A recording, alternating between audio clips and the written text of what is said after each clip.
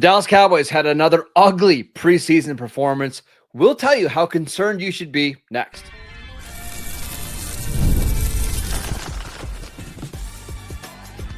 You are Locked On Cowboys, your daily Dallas Cowboys podcast. Part of the Locked On Podcast Network, your team every day. Welcome back to the Locked On Cowboys podcast, part of the Locked On Podcast Network, your team every day. We'd like to thank you for making us your first listen of the day. I am your host, Marcus Mosher. You can follow me on Twitter at Marcus_Mosher. Joining me today, as always, is Landon McCool. You can follow him on Twitter at McCoolBCB.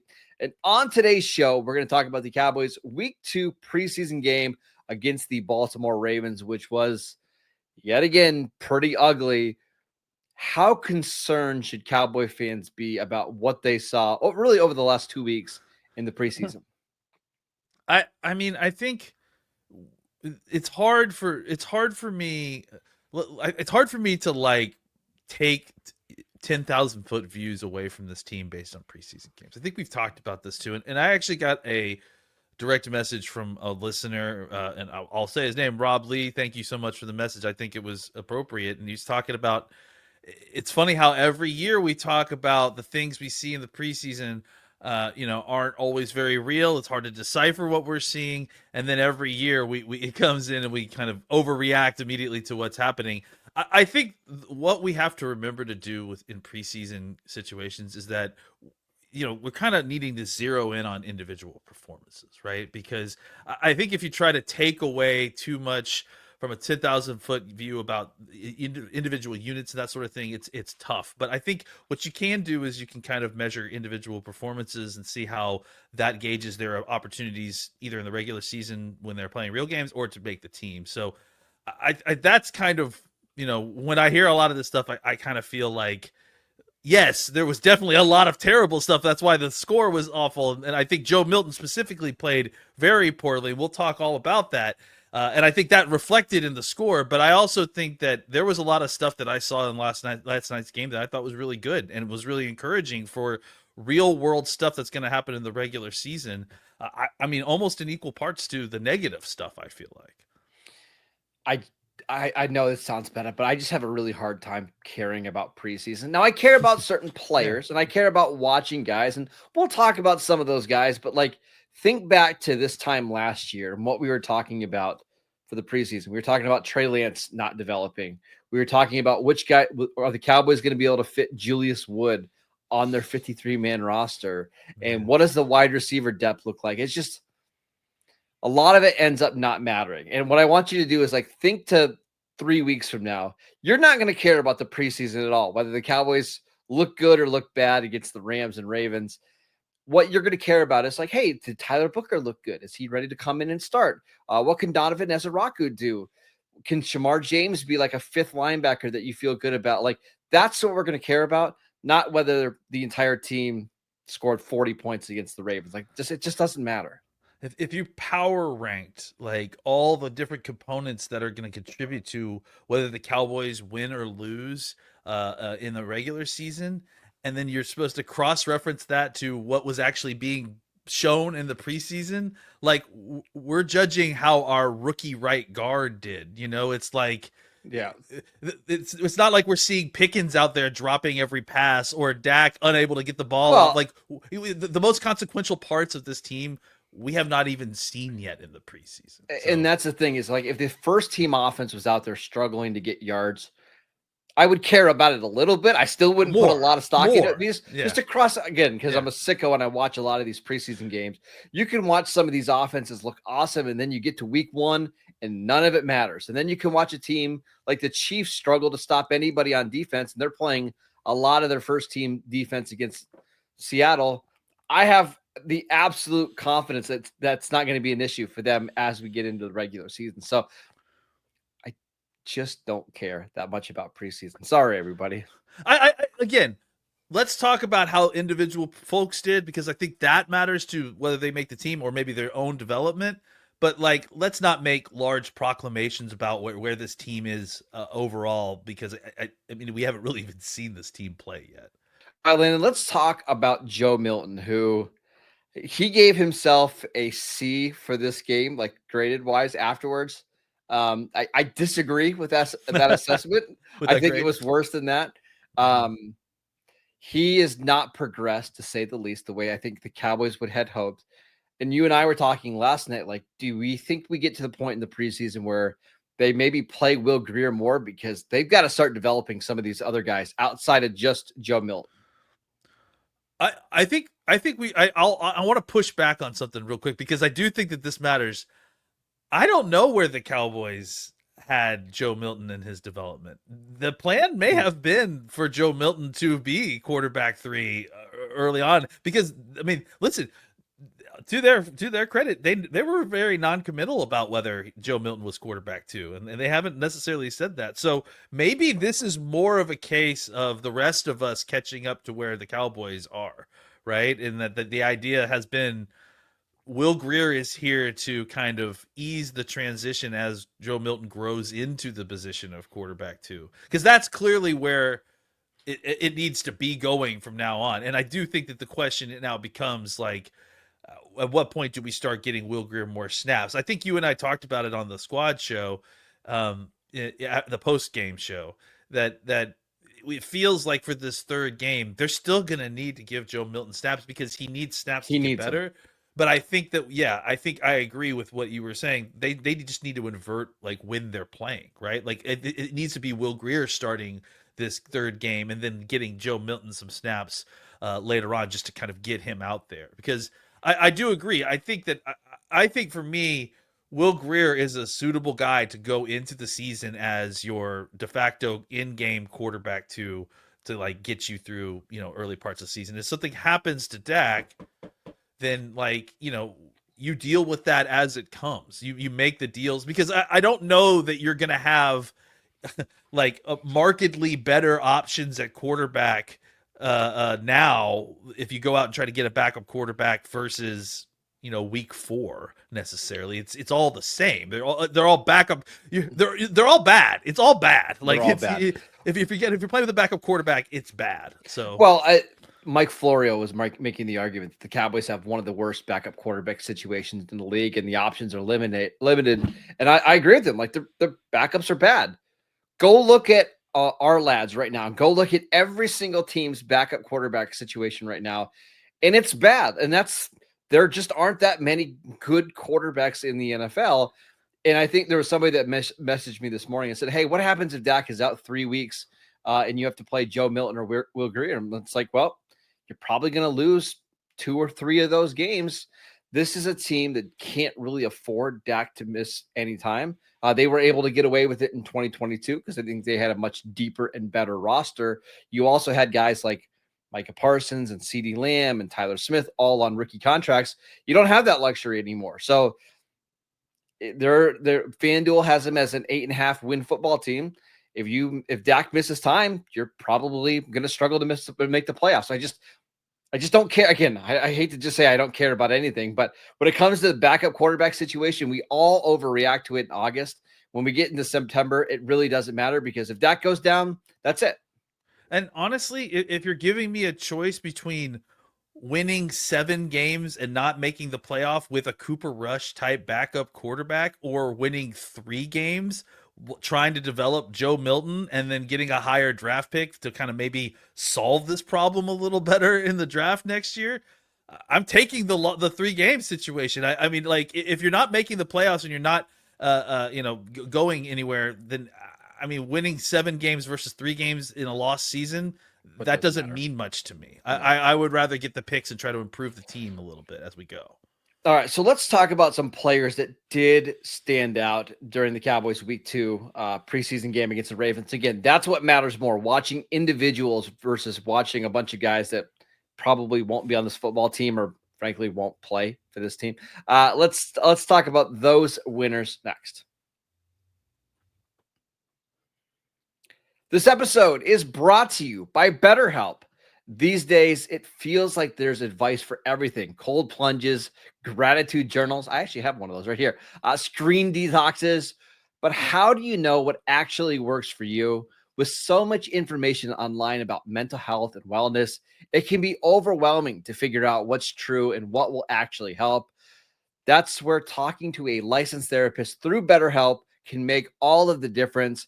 You get real personalized guidance instead of just guessing based on something that you saw on or on social media. Sometimes it's better just to talk it out with a licensed therapist, and it's easy to fit into your schedule. BetterHelp, all you can do is you just click to connect, and you can even switch therapists at any time for any reason if you need to. Talk it out with BetterHelp. Our listeners get 10% off their first month at betterhelp.com/lockedon. That is BetterHelp, HELP.com/lockedon.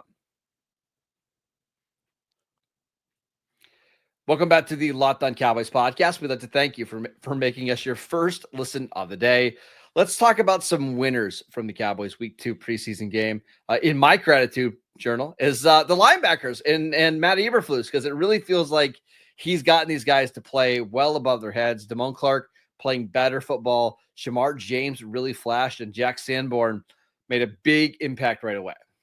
Yeah, I mean, I think one thing you are excited about with this group, right? And again, we're trying to stay away from overall group evaluations and try to do individuals. But the thing is that when you look at the group, the list of guys that you feel like had really good games, I just list a whole bunch of linebackers. You know, I think Jack Sanborn looked incredible. Was very, very aggressive coming downhill and was seeing the football really well. Didn't play a ton, but I think you got the point, right? With Sanborn, like, okay, he looks like a starting linebacker in the NFL. And then the guys that you needed to kind of see take a step, you started to see, like Damone Clark really just had an incredible first half. I think he ended up with something like 6 tackles, was pulling the trigger downhill. It wasn't perfect all the time. That's not what we're expecting, but what we want is to see that kind of playmaking guy who's all around the ball and can run from sideline to sideline. And I think you saw a lot of that. And then, you know, obviously the rookie Shamar James came in and made a couple different plays. I remember specifically they were trying to throw a screen and he pulled the trigger, came downhill and blew it up immediately. And there's several other tackles inside. It's just that it feels like there's a lot of options at linebacker. There's depth there, right? And we came into the preseason just not sure exactly what that position was going to ultimately look like. We were uninspired by the Murray part of the signing of the two free agent linebacker signings. It still are. And the Sanborn, we just didn't know, right? And I think we've gotten very positive reviews so far from Sanborn. He's looked really impressive. And I think all these other guys that we just weren't sure about, I think Leofau kind of gets looped into there, have all seemingly taken a step or played really well in Shamar James's case as a rookie, better than we expected. So some optimism there, just because we've seen multiple guys, you know, and kind of step down from the starters, all seemingly kind of take a step up and playing in a way that you feel comfortable potentially putting them out there. I thought Sanborn was the best linebacker on the field yesterday by quite a big margin. It's just, and his instincts are just so good. And he comes down, makes some plays in the run game. After that, honestly, it's probably Shamar James. And now I'm starting to wonder, like, how quickly could Shamar James get onto the field? Again, I thought Damone Clark played better this game than he did in previous weeks. But now it's like, could Shamar James and Maris Leofau be competing for that third linebacker spot? I think I would still give it to Leofau just because he's a little bit more physical. But, man, that one play where I think they ran like a little slip screen to the running back, Shamar James beat the blocker, got upfield, made the play. Like, man, he is so athletic. He's so young. This feels like a guy that Matt Eberflus, you know, handpicked. Really excited about him. Yeah. And I mean, again, I just think you've got a lot of guys that you feel good about right now. And you were hoping for one or two guys that would be kind of solid backups, but now it's like, I want to see Shamar James on the field playing defense. I want to see Leofau and Clark out there. So I think they're in a way better spot than we expected them to be. And I'll kind of transition that to another spot where we're seeing a couple of different guys who I think are playing better football in a positive way. I think the cornerback position has been, when they're on the field, has been better than we kind of have expected at the top end part of it. As you get down the list, it gets a little bit rougher as you go. But I mean, the guys that, you know, that were out there playing with the starters are the kind of cornerbacks 5 and 6, 4, 5, and 6 on this roster right now. Well, not in Elam's case. Elam's a starter. Yeah. But like seeing Booth go out there, and play better brand of football than we've seen Booth play, certainly last year, I thought was really encouraging. And I think that even the slot guys, it wasn't perfect, but all three of the slot guys showed you something last night. McQuamu, Childress, and Keemon Hall. Keemon Hall, 43, with the interception. So I do think that, despite there being a lot of holding your breath there, and I still gonna be holding my breath with these first few weeks, and they go get deployed against real NFL players. But I think it isn't as terrible as I expected it to be. And if you feel if they end up going to get a veteran corner, like I'm gonna feel a lot comfier about this group overall, just because I feel like at that point you will have had a solid group and then some depth, and then on top of that you've got your best players still kind of coming back from injury. Yeah, I didn't love how much off coverage the outside corners were playing. And I don't know if that was by design. And again, this is why it's really hard to be too critical. Like, like Andrew Booth was playing, and actually the broadcast did a good job of highlighting it. Like, there was a couple times on like 3rd and 8, the guys are getting like 9 yards of cushion, which I don't understand. And bailing, which now Andrew Booth did a good job of like coming up and tackling. So did Kyrie Elam. Elam had a really nice tackle, and maybe that's what they were working on. Again, I have no idea, but I gotta believe we're going to get into the regular season, and we're not going to see that much off coverage. Well, and it's just like some of the criticism about the run defense overall. It's like, well, at one point they were playing like a too high shell, and the alley player never came down into the alley. No. Like, you know what I'm saying? So it's like, if in run defense, it's such a team oriented thing that if one guy is not playing his vanilla coverage correctly, it can ruin the whole play. So they were doing a lot of interesting stuff. They were kind of, some of these other big plays too. I mean, John Owning did a great job of pointing it out that, they were doing some of the slant stuff. You saw that one where Peyton Turner came off a little bit early, and they all went one direction, and then no one kind of capped on the back end to kind of force the ball carrier back into the alley. And it was a big run. So I think when you look at the individual spots and how they play their roles, a lot of the guys that are consequential and going to be consequential on Sunday did pretty well. Not so much the guys that are going to be playing on Sunday up front in the defensive tackle position, but I thought the linebackers and corners, two positions that we were really kind of nervous about the depth on, I think are showing that there is some depth there potentially. Yeah, Osa Odighizuwa is going to have a monster year to kind of cover up for some of the warts at defensive tackle. And let's just go do that real quickly. I didn't think Mazi Smith had a particularly good game. He did have a nice pressure early on, but it's the same thing we've been kind of critical of. It seems like as the longer drives go on, he really starts to wear down. Jay Toya is much quicker off the snap, but he also gets pushed back in the run game. Perion Winfrey had a couple snaps, but it's more flashes than anything consistent. They need a veteran defensive tackle, Landon. Like, that's the only thing I can say here. Yeah, Mazi, I think the problem, is that Mazi can't find a floor. Like, it's like there's just some snaps where, like, 1 out of every 5 or whatever, that even if 4 look decent or good, even there's 1 out of 5 snaps where he is just so late to react to something that he gets blown off the ball and he ruins an entire snap, like almost on his own. Like, and like, you can't have that. Like, you just, I mean, if he simply eliminated those kind of really terrible low ceiling plays, low floor plays that he has every once in a while, maybe you would feel more comfortable about that situation. But as it stands right now, like, he's a rotational guy that you still worry about, and you need somebody at the top end of that nose tackle roster to feel better about this defense right now. All right, let's talk about some other players from the Week 2 preseason contest that stood out to us in a good way. We're going to be a little bit more positive here in segment 3. We will get to that next. This episode is brought to you by Yahoo Fantasy. It's the best time of the year. NFL kickoff is almost here, and that means fantasy football season is back in full swing. And this year, Yahoo Fantasy is turning things up with a fantasy football experience like never before. This year, Landon and I are playing on Yahoo Fantasy, and you should too, whether you're a first-timer or a veteran making your millionth league. We just had our fantasy draft on Saturday. It's the 19th year of our league, 20 teams. It's massive. It's so much fun. And to celebrate 28 years of fantasy football greatness, Yahoo Fantasy is dropping 28 big new features over 28 days throughout August. And to kick it off, they've just dropped Yahoo Fantasy Guillotine Leagues, a killer new way to play fantasy football on Yahoo, where the lowest scoring team gets eliminated each week until there's only one team left standing. And with a new season right around the corner, now is the time to gather up your league mates and give this new mode a try. And if you're into the classics, you can still play in head-to-head private leagues, or you can join a public league. So stay tuned for more killer announcements and start playing Yahoo Fantasy Football now at yahoofantasy.com/LockedOnNFL.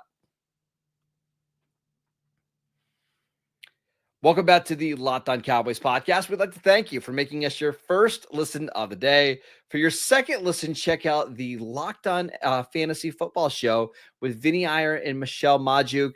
Listen every day to prep for your fantasy draft and become the most informed manager so you can take home your league's trophy this season. Find Locked On Fantasy Football on YouTube or wherever you listen to your podcasts. All right, Landon, let's talk about some other players who stood out. And I want to start with Tyler Booker, who played – the plan was to play 20 snaps. They had 6 in the first quarter and I think like 15 in the first half. So he actually got to play into the third quarter. But overall, I thought he played pretty well. Yeah, I mean, I think you saw some real positive things. I mean, again, this is kind of going back to what we were talking about, like trying to find the actual individual performances by folks that are going to be playing on Sunday with the star in their helmet. Obviously, Booker is one of these guys, and he looked as advertised. He was a body mover. It wasn't perfect, like we mentioned. There were times when I think he got a little bit out of position, and he was a little bit late on reacting. One time, I saw kind of on an inside penetration situation, but he was able to also recover and not be the negative aspect of the play and save the play. But also on top of that, you saw him tossing dudes to the ground. You saw the physicality. You saw the kind of the thing that you were hoping to see from Booker, where he's shielding off the front end of the pocket. He's getting off of double teams and moving guys like linebackers and smaller guys that out of the way. And I really loved watching kind of his interplay early with Cooper Beebe and seeing them kind of work double teams and kind of the passing off, because that's the sort of thing, again, that is going to be relevant on Sunday. So they need to kind of get that timing down a little bit, which is why I thought it was important if they were going to put Booker out there. They put him out there with one of his line mates, not necessarily just out there with some second team guys, because if anything, the work he needs is live reps working in combination with the guys that he's going to have to be doing stuff like combo blocks and that sort of thing. So I thought he looked really good. I thought, can we talk about Nate Thomas? Is there something else you wanted to talk about Booker real quick? Well, I go ahead, please. Real quick on Booker. There was a play where I think it was on one of Milton's long passes to Cropper. It was on the play that Cropper dropped. Yes. He just anchored right down, and the guy was not moving. They could have been out there for another hour, and the defensive tackle was not going to gain an inch. And it's like, you can see that power. Like, once he gets his hands on you, it's over. And I thought he did a really good job of like picking up the stunts. If you go look at the long pass that Milton had to Mingo, they had a stunt that they passed off. He read it perfectly, and that's what gave Milton time to throw that ball. I think the run game stuff will come. I think you saw him. I don't think he got beat, but I don't think he necessarily like dominated anybody off the ball. There were a couple times on some like zone stuff that I thought he did well. I couldn't have been happier. I think he had a really, really good performance. Yeah, I think with the run game stuff, there's still kind of, they haven't had a ton of padded reps, right? And against different looks, and especially in live tackle situations where, guys are going full speed. So I think as he kind of gets more reps there, they'll kind of start refining the footwork a little bit, getting to his landmarks a little bit better, because that's the time. That's the thing I think I saw with him more than anything, is that there were times when it felt like he was out of position to make the block, like he didn't quite take the correct footwork. But overall, I thought he looked as advertised. The physicality's there. Nate Thomas also got more opportunity to take some snaps out there. I thought he looked really good. what for me, what my bar is with the backup left tackle is, be able to handle some, very light isolation work, because there's just going to be situations where you're going to be isolated with the defensive end. There's going to be 5-man protections.